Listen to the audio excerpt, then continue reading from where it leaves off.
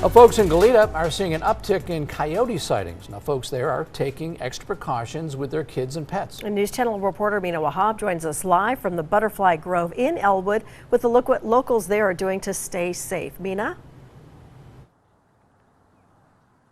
In an anonymous Ed Hat post, one user tells us that she, in the past week, encountered a coyote every single day, and that was in this area right here. And, you know, we're hoping that we don't run into one right now as the sun is setting, but people are saying that it's not just at sunset. People are seeing coyotes at all hours of the day, and it's not just coyotes, it's different types of wild animals. We spoke to someone today who said that they even saw a mountain lion on their way to UCSB near a construction site.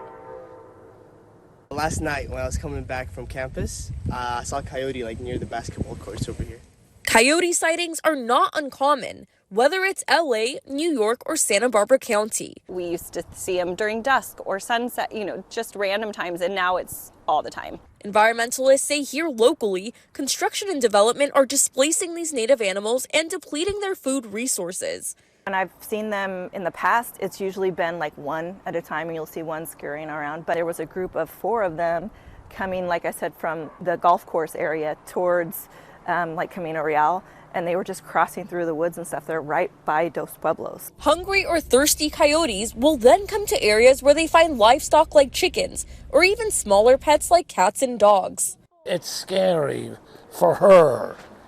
Not for me, but for her. I would just feel so bad if something happened to her. Desperate animals might even attack small children if there are no other available food options. Santa Barbara Humane says recent water shortages in the mountains and hills caused by high heat makes their movement patterns unpredictable.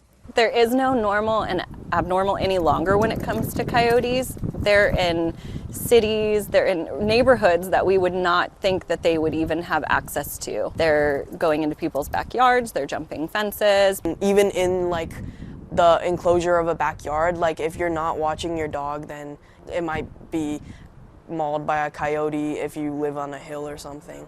Experts say if you encounter a coyote, you should make noise, make yourself look big, maintain eye contact, and back away slowly. The worst thing to do is to run away, since it could trigger a coyote's natural instincts to chase its prey. Handheld devices like this alarm right here is a great deterrent for coyotes. I'm not going to pull it out right now because it is a bit loud and high-pitched, but it does work. And the other thing is, if you do have a small dog, porcupine vest could be life-saving as it protects their vital organs. Live in Goleta, I'm News Channel reporter Mina Wahab, sending it back to you in studio. Mina, thank you for that. Still ahead on your News Channel Live at 6, Santa Maria Junior High celebrates Filipino Heritage Month with a celebrity visit. That's next.